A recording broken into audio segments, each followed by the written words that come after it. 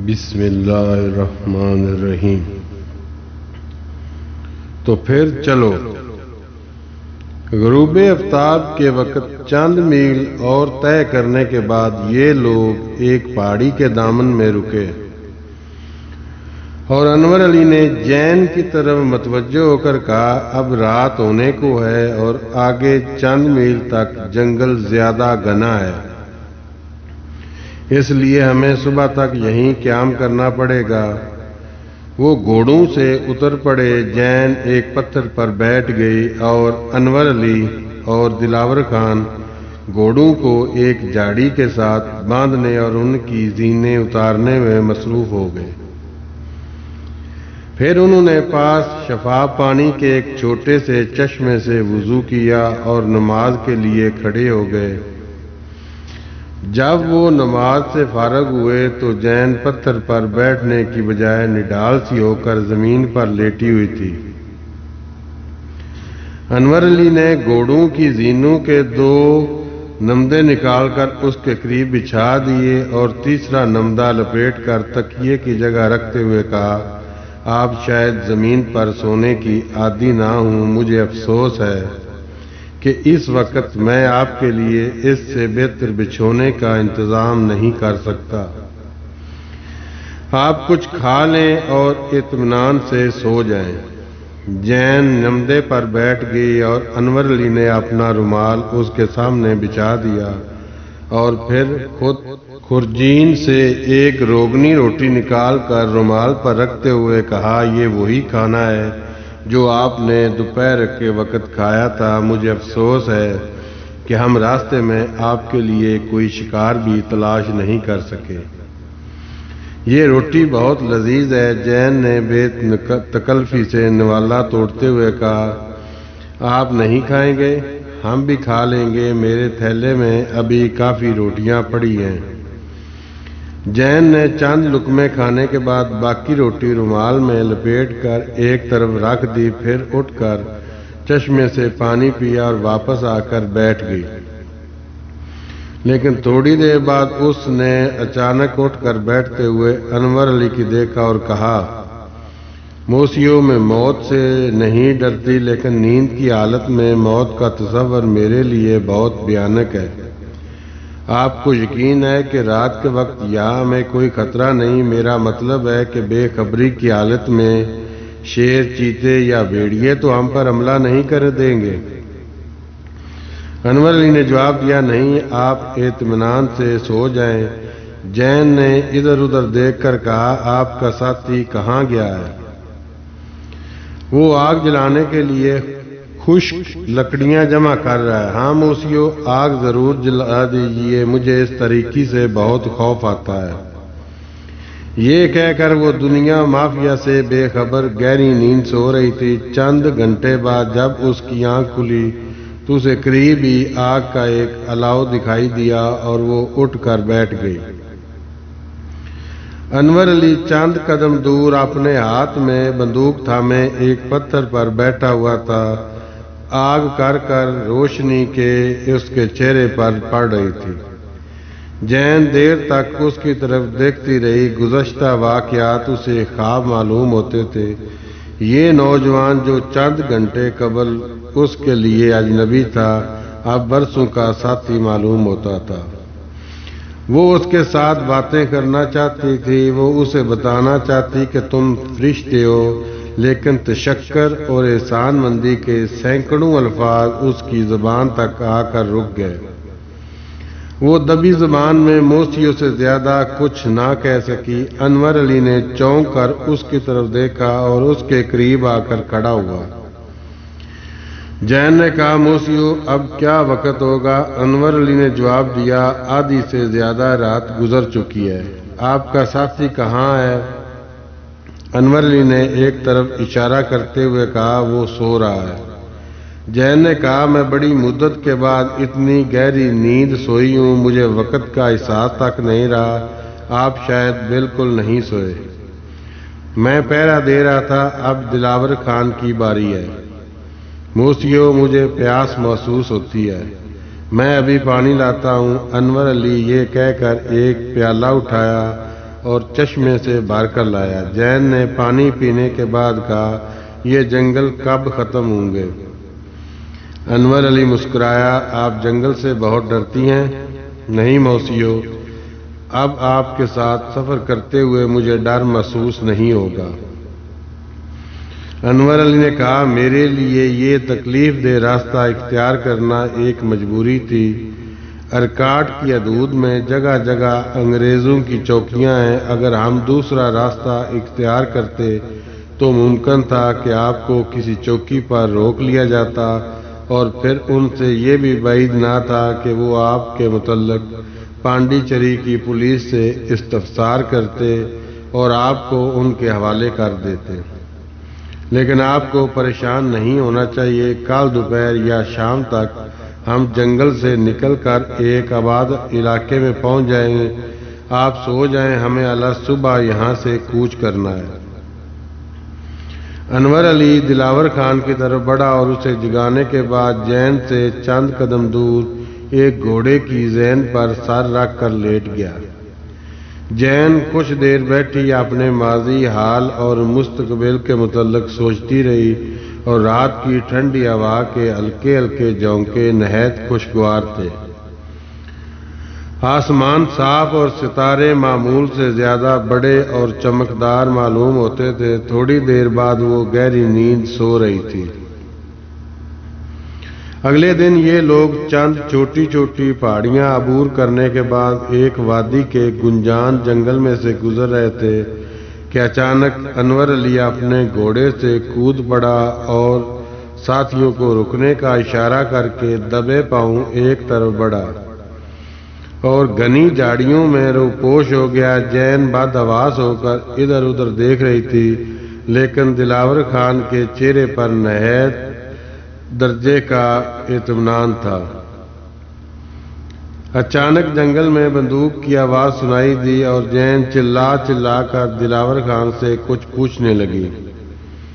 دلاور خان فرانسیسی زبان سے ناواقف تھا۔ اس نے چند بار شکار شکار کہہ کر جین کو تسلی دینے کی کوشش کی، اور پھر اشاروں سے سمجھانے کی ضرورت محسوس کرتے اس نے پہلے اپنی دونوں کونیاں کانوں کے ساتھ جوڑ کر ہاتھ فضا میں بلند کر دیے، پھر گلے میں لٹکی ہوئی بندوق اتار کر ایک طرف نشانہ باندھا، اور بالآخر ایک چھوٹا سا خنجر نکال کر اپنی گردن پر پھیرتے ہوئے کہا، شکار شکار۔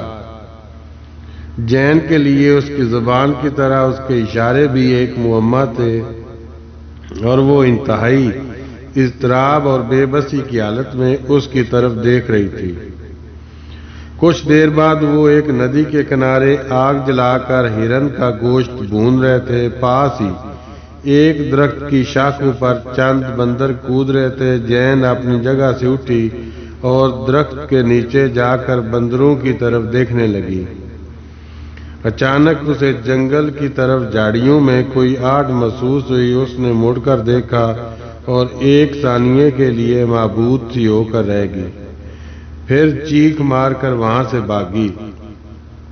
انور علی اور دلاور خان نے بندوقیں اٹھا کر اس کی طرف دوڑ پڑے۔ جین نے سراسیزمی کی حالت میں انور علی کا بازو پکڑ لیا۔ وہ کچھ کہنا چاہتی تھی، لیکن اس کی قوت گویائی سلب ہو چکی تھی۔ دہشت کے باعث اس کا سارا جسم کانپ رہا تھا۔ انور علی چند ثانیے جنگل کی طرف دیکھتا رہا اور پھر ایک مسکراہٹ کے ساتھ جین کی طرف متوجہ ہو کر بولا، ارے یہ تو ہاتھی ہیں، آپ اس قدر ڈر گئی؟ انور علی کی مسکراہٹ نے جین کا خوف کسی حد تک دور کر دیا، اور اس نے کہا، آپ ہاتھی کو خطرناک نہیں سمجھتے؟ نہیں، تو پھر آپ کس چیز کو خوفناک سمجھتے ہیں؟ انور علی نے مسکرایا، میں صرف آپ کا چیخے مار کر بھاگنا خطرناک سمجھتا ہوں۔ ایسی حالت میں جنگل کے جانور عام طور پر بد حواس ہو کر حملہ کر دیتے ہیں۔ 5-6 ہاتھیوں کا ریوڑ چنگاڑتا اور جھاڑیوں کو روندتا ایک طرف بھاگ رہا تھا۔ جین نے کہا، مجھے افسوس ہے کہ میں نے آپ کو بلا وجہ پریشان کیا، لیکن جو ہاتھی میں نے دیکھا وہ بہت ہی بڑا تھا۔ انور علی نے کہا جنگل میں ہر ہاتھی پہلی بار بہت بڑا نظر آتا ہے، چلیے آپ کا کھانا تیار ہے۔ میسور کی حدود میں داخل ہونے کے بعد جین یہ محسوس کر رہی تھی کہ ماضی کے تاریک سائے اس کا پیچھا چھوڑ چکے ہیں۔ اب اس کے آگے گھنے جنگلوں کے دشوار گزار راستوں کی بجائے کشادہ سڑکیں تھیں۔ میسور کی پہلی چوکی سے انور علی نے اس کے لیے ایک بیل گاڑی مہیا کر دی تھی اور کرشنا گری سے آگے ایک آرام دہ پالکی میں سفر کر رہی تھی۔ وہ گھبراہٹ اور پریشانی جو اس نے پانڈی چری سے ایک اجنبی کے ساتھ روانہ ہوتے وقت محسوس کی تھی، اب دور ہو چکی تھی، اور وہ ایسا محسوس کرتی تھی کہ انور علی کو وہ مدتوں سے جانتی ہے۔ ابتدائی منازل میں وہ بار بار اس سے اس قسم کے سوالات کیا کرتی تھی کہ اب سرنگا پٹم کتنی دور ہے، ہم کتنے میل آ چکے ہیں اور کتنے میل باقی ہیں، ابھی ہمیں کتنی پہاڑیاں، کتنے دریا اور جنگل عبور کرنے ہیں۔ اب راستے میں خطرناک درندوں کے حملے کا خطرہ تو نہیں ہے، لیکن اب اس کے لیے صرف یہ جاننا کافی تھا کہ وہ سفر کر رہی ہے اور انور علی اس کا ساتھی ہے۔ پھر ایک دن وہ دوپہر کے وقت ایک بلند چوٹی سے چند قدم دور رکے۔ تھکے ہوئے کاروں نے انور علی کا اشارہ پا کر جین کی پالکی زمین پر رکھ دی اور پک ڈنڈی کے پاس درختوں کے سائے میں بیٹھ گئے۔ انور علی اپنے گھوڑے سے اترا اور لگام دلاور خان کے ہاتھ میں دے کر جین کی طرف متوجہ ہوا۔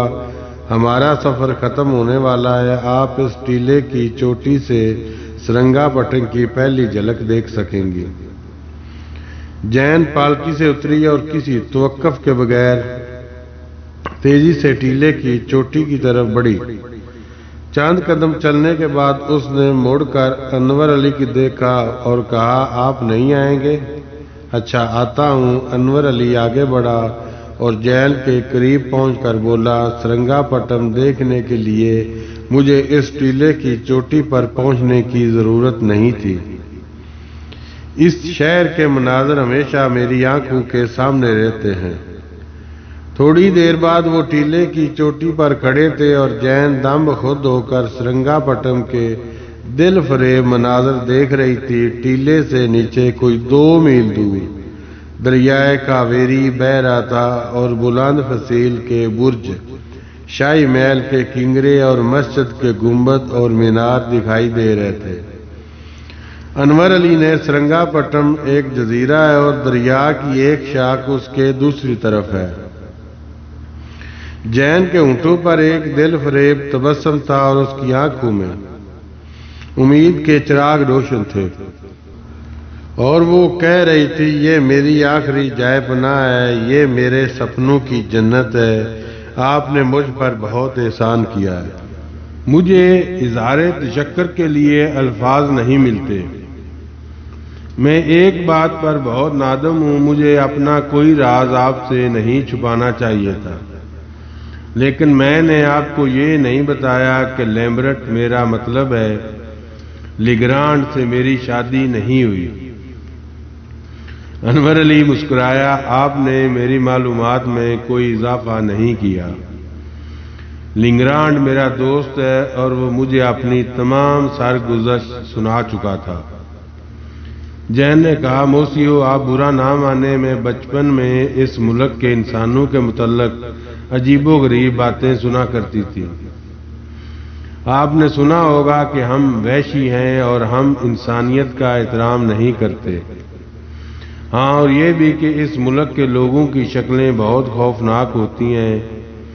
پانڈی چری کی بندرگاہ پر آپ کو دیکھ کر مجھے اس بات کا یقین نہیں آتا تھا کہ آپ اس ملک کے باشندے ہیں، تاہم آپ کے ساتھ چلتے وقت مجھے خوف محسوس ہوتا تھا۔ اگر پولیس کا خوف نہ ہوتا تو میں کسی صورت آپ کے ساتھ سفر کرنے پر رضامند نہ ہوتی۔ پانڈی چری سے نکلتے وقت مجھے بار بار یہ خیال آتا تھا کہ آپ کسی جنگل یا صحرا میں میرا گلا گھونٹ دیں گے۔ اور اب، جین مسکرائی، اب تو میں دنیا کے آخری کونے تک آپ کے ساتھ کے لیے تیار ہوئی۔ انور علی نے سرنگا پٹنگ کی طرف اشارہ کرتے ہوئے کہا، وہ میری دنیا کا آخری کونا ہے اور یہ میں دعا کرتا ہوں کہ وہاں پہنچ کر آپ دیکھیں کہ زندگی کی تمام راحتیں آپ کا انتظار کر رہی ہیں۔ میری والدہ آپ کو دیکھ کر بہت خوش ہوں گی اور میں یہ چاہتا ہوں کہ جب تک آپ کی شادی نہیں ہوتی آپ ہمارے گھر میں رہیں۔ مجھے شاید وہاں پہنچتے ہی کسی محاذ پر بھیج دیا جائے گا اور میرا چھوٹا بھائی شاید زیادہ عرصہ گھر نہ رہ سکے۔ ہماری غیر حاضری کے دوران میں آپ میری والدہ کی دلجوئی کر سکیں گی۔ مجھے یقین ہے کہ لیگرانڈ کو اس پر کوئی اعتراض نہ ہوگا۔ جین کی آنکھوں میں آنسو منڈ آئے۔ اس نے کہا، میں آپ کی دعوت قبول نہ کروں تو یہ ناشکری ہوگی۔ اگر آپ دعوت نہ دیتے تو بھی سرنگا پٹم میں میرے لیے آپ کا سہارا لینے کے سوا کوئی چارہ نہ تھا۔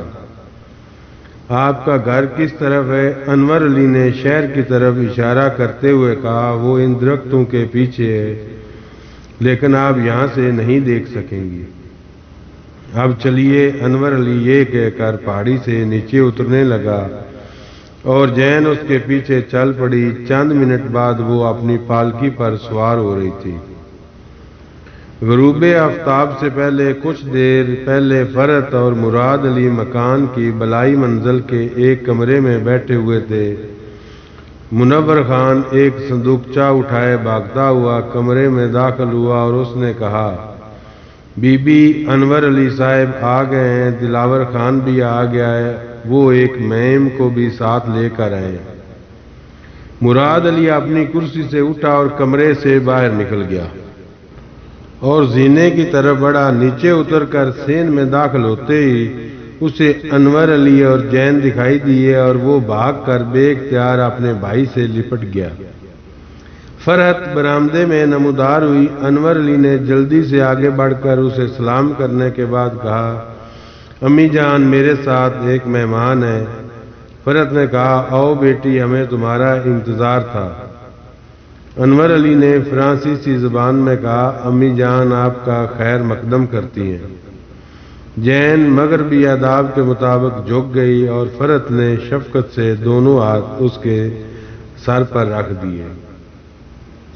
اپنی ماں اور بھائی کے ساتھ جین کا تعارف کرانے کے بعد انور علی نے پوچھا، لیگرانڈ کہاں ہے؟ مراد علی نے جواب دیا، بھائی جان وہ فوج میں بھرتی ہونے کے چند دن بعد اپنے کیمپ میں چلا گیا تھا۔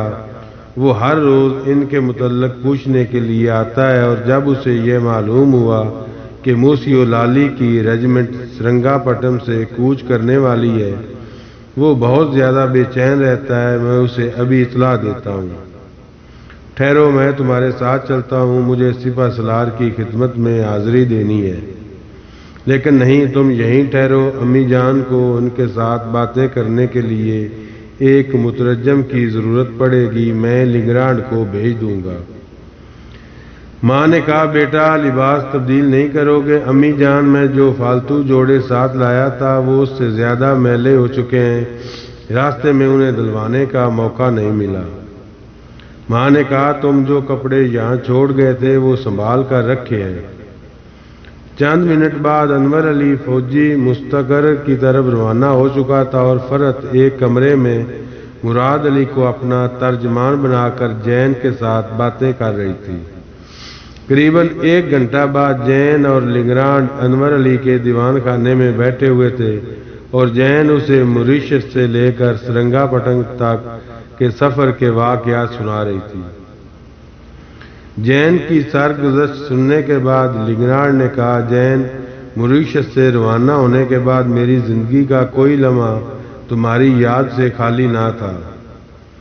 آج محسوس کرتا ہوں کہ یہ میری نئی زندگی کا پہلا دن ہے۔ میں میسور کی فوج میں بھرتی ہو چکا ہوں اور 4 دن بعد ہمارا دستہ یہاں سے کوچ کر رہا ہے۔ انور علی چاہتا ہے کہ تم ہماری شادی تک اس کی والدہ کے پاس رہو، لیکن اگر تمہیں ان کے ہاں رہنا پسند نہ ہو تو یہاں تمہارے لیے کسی علیحدہ مکان کا بندوبست ہو سکتا ہے۔ जैन ने जवाब दिया, मैं उनकी दावत कबूल कर चुकी हूँ, आपको मेरे मुतल्लक फिक्रमंद नहीं होना चाहिए।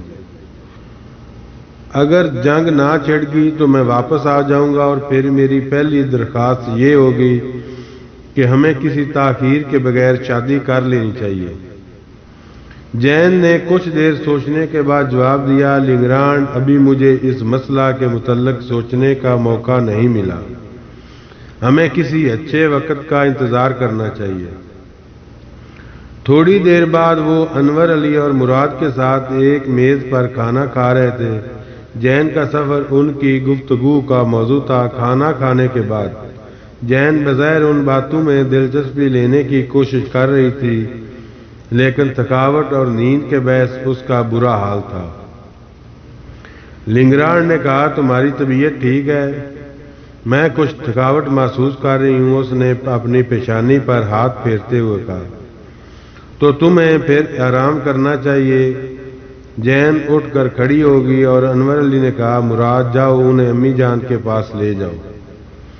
वो कमरे से बाहर निकल गए और अनवर अली लिंगरान की तरफ मुतवज्जो हुआ। तुमने अपनी शादी के मुतल्लक क्या फैसला किया है? हमने अभी कोई फैसला नहीं किया। हमारी बटालियन 4 दिन बाद यहाँ से कूच कर रही है। इन हालात में शादी के मुतल्लक हम क्या सोच सकते हैं? मैं मूसी उलाली से कहूँगा कि वो तुम्हें शादी के लिए बहुत जल्द छुट्टी दे दें। तुम्हें उनके मुतल्लक परेशान नहीं होना चाहिए। अम्मी जान तुम्हारी गैर हाज़िरी में उसका ख्याल रखेंगी। मुझे सिर्फ 1 हफ्ता के लिए यहाँ ठहरने की छुट्टी मिली है। इसके बाद मालीबार शुमाली सराज के किसी किले की हिफाजत पर मुतय्यन कर दिया जाएगा। लिंगरान ने पूछा, आपने कहा था कि आप अपनी जगह किसी दूसरे अफसर की आमद का इंतजार किए बगैर पांडिचेरी से आ गए। सिपा सलार इस बात पर खफा तो नहीं हुए? वो बहुत खफा हुए थे, लेकिन मैंने तुम्हारी और जैन की सरगुज़श्त सुनाकर उनका गुस्सा दूर कर दिया था। मुझे रुखसत करते वक्त उन्होंने कहा, अनवर अली, मैं तुमसे बहुत खफा हूँ। मैं अपने किसी अफसर से ऐसी कुताही बर्दाश्त नहीं कर सकता, लेकिन अगर तुम इस बेबस लड़की की मदद से कुताही करते तो मैं तुमसे बहुत ज्यादा खफा होता। तुमने मैसूर के सिपाही की मदद की है और मैं तुम्हें शाबाश का मुस्तहिक समझता हूँ। लिंगरान ने जवाब दिया, अब आपको भी आराम की जरूरत है, मुझे इजाजत दीजिए, मैं कल मिलूंगा। अनवर अली ने कहा, चलो मैं तुमको दरवाजे तक छोड़ आऊं। थोड़ी देर बाद वो ड्योढ़ी से बाहर खड़े थे। लिंगरान मुसाफे के लिए हाथ बढ़ाते हुए कहा, मूसियो, मैं आपका बहुत शुक्रगुजार हूँ। अनवर अली ने उससे हाथ मिलाते हुए चांद की रोशनी में उसकी तरफ देखा। लिंगरान की आंखें आंसू से लबरेज थीं। वो बोला, लिंगरान, तुम मेरे दोस्त हो और मैंने तुम पर कोई एहसान नहीं किया।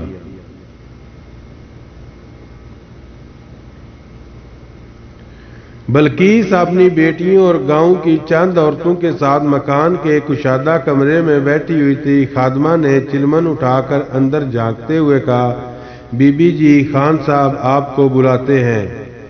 बल्कीस उठकर कमरे से बाहर निकली और खादमा ने ड्योढ़ी के पास एक कमरे की तरफ इशारा करते हुए कहा, खान साहब वहां हैं और उनके साथ एक मेहमान भी हैं। बल्कीस कुशादा से अबूर करने के बाद कमरे के दरवाजे के करीब रुकी और 1 सानिया अंदर झांकने के बाद परेशान सी होकर एक तरफ हट गई। कमरे से अकबर खान की आवाज सुनाई दी, बल्कीस अंदर आ जाओ, ये मुराद अली है। बल्कीस का चेहरा मुसरत से चमक उठा और वो अपने दिल में खुशगवार धड़कने महसूस करती हुई कमरे में दाखिल हुई। मुराद अली ने चची जान अस्सलामु अलैकुम कहकर अपनी कुर्सी उठा और मुअद्दब खड़ा हो गया। कोशिश के बावजूद बल्कीस अपने मुंह से कुछ ना कह सकी और उसने एक लम्हा तवक्कुफ के बाद आगे बढ़कर अपने कांपते हाथ मुराद अली के सर पर रख दिए। अचानक उसकी आंखों में आंसू उमड़ आए और उसने कांपती हुई आवाज में कहा, मुराद, तुम अकेले आए हो? हाँ चची जान, भाई जान انور علی گھر سے باہر تھے اور انہیں چھٹی نہیں مل سکی۔ بلقیس نے کہا میرا خیال تھا کہ تمہاری امی جان ضرور آئیں گی۔ چچی جان وہ آنے کے لیے تیار تھیں، لیکن ان کی صحت اس قابل نہ تھی کہ وہ اتنا طویل سفر کر سکتی۔ وہ کہتی تھیں کہ جب شہباز کی شادی ہوگی تو میں ضرور آؤں گی۔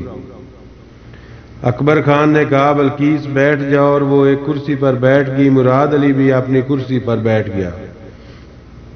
ایک کم سن لڑکی بھاگتی ہوئی کمرے میں داخل ہوئی، لیکن اچانک مراد علی کو دیکھ کر جھجکتی ہوئی ایک طرف ہٹ گئی اور اکبر خان کی کرسی کے پیچھے چھپنے کی کوشش کرنے لگی۔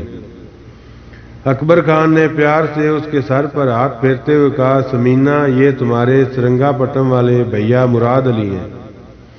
وہ اتنی دور سے تمہیں دیکھنے آئے اور تم نے انہیں سلام بھی نہیں کیا۔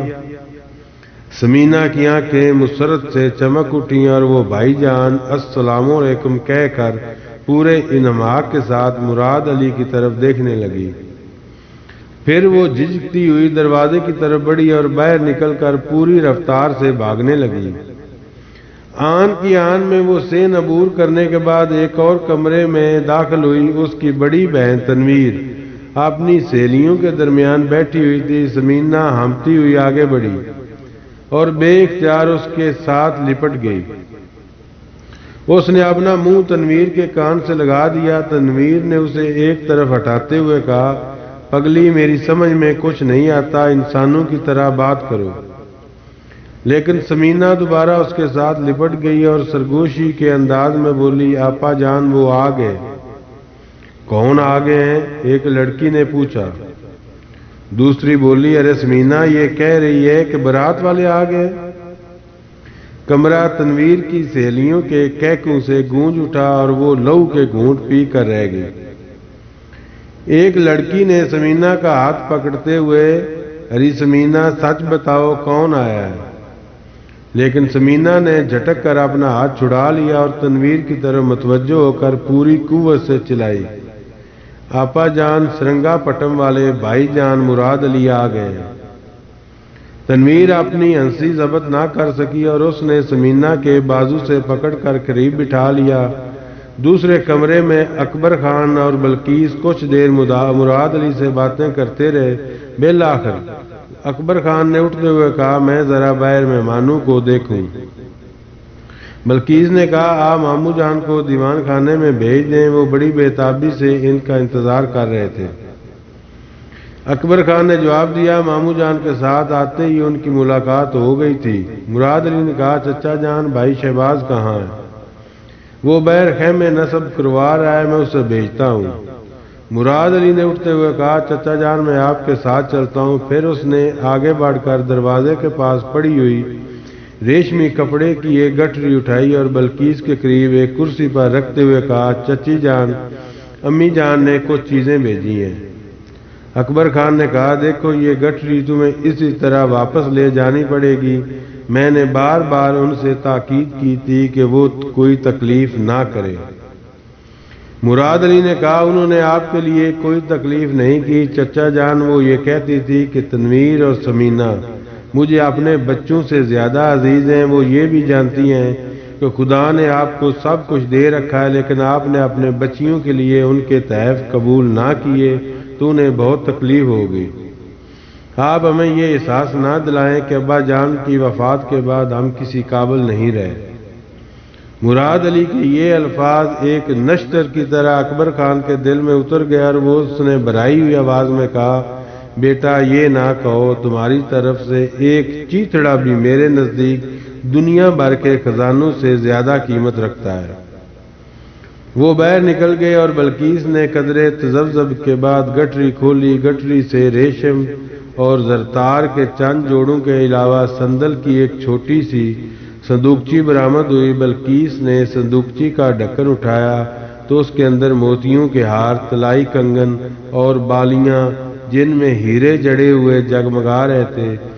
صندوقچی میں زیورات کے علاوہ فرد کے ہاتھ کا لکھا ہوا ایک رکا بھی تھا جس کا مضمون یہ تھا میری پیاری بہن مجھے امید ہے کہ آپ معمولی تحائف قبول فرمائیں گی۔